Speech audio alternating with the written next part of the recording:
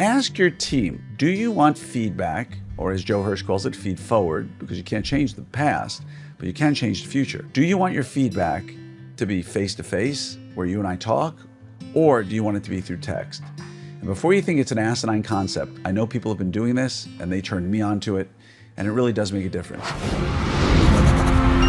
Hello there, everybody, and welcome to another episode of your 5-Minute Friday. I'm your host, Dr. Glenn Krieger, and I want to ask you a question. How do you give feedback in your office? What method? Like, do you do it by text? Do you do it by email? Do you do it verbally? I know you're laughing about this, but I had a good friend I was talking to who said that, with Gen Z in the workplace, we all know already that many Gen Z are scared to death of conversations, let alone feedback. They step backwards as you start trying to get closer and talk to them, even if you talk in this voice like this.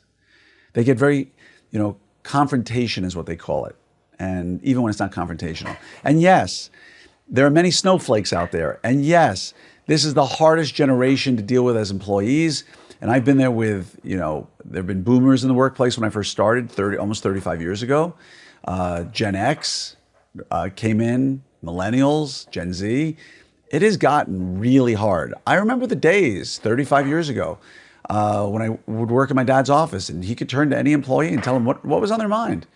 Hey, by the way, I need you to do X, Y, and Z. And they go, okay.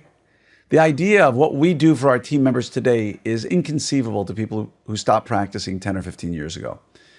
And so when you give feedback, if you were on the cruise, you hopefully got to hear Joe Hirsch talk. He wrote the book Feedback Fix, great book. Hopefully you've listened to my podcast, episode number 4, I believe it is, with Joe Hirsch. But I want you to start thinking less about, well, not less. You can always go to that podcast and hear or get the summit recordings and hear Joe Hirsch. But have you ever thought of the method in which you give them feedback? I asked my team, at the time it was 8 people, I said, if I have something I've got to tell you that's negative, corrective, I didn't say negative, I said corrective. If you're doing something and behavior that I'd like to change a bit, raise your hand if you'd like me to tell it to you face to face, and tell me if you'd like me to text it to you instead. In my team, 2 out of the 8 raised their hands and said, I'd rather you text it than tell me. I said, it'll have the same impact? Have the same impact. Now, there are many practices out there I told to do this. In my RD group, I asked a number of groups to do it, and they said, nope, everybody wanted face-to-face feedback, and that's great. But ask your team, do you want feedback, or as Joe Hirsch calls it, feed forward, because you can't change the past, but you can change the future.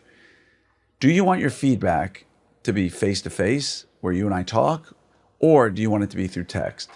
And before you think it's an asinine concept, I know people have been doing this, and they turned me onto it, and it really does make a difference. And so I hope this helps you.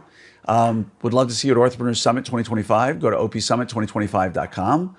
The lineup is insane. The team tracks are insane. The information and what we're going to do is insane. It's going to be the meeting that's going to redefine what orthodontic meetings are all about. And again, the longer you wait, the more expensive it gets.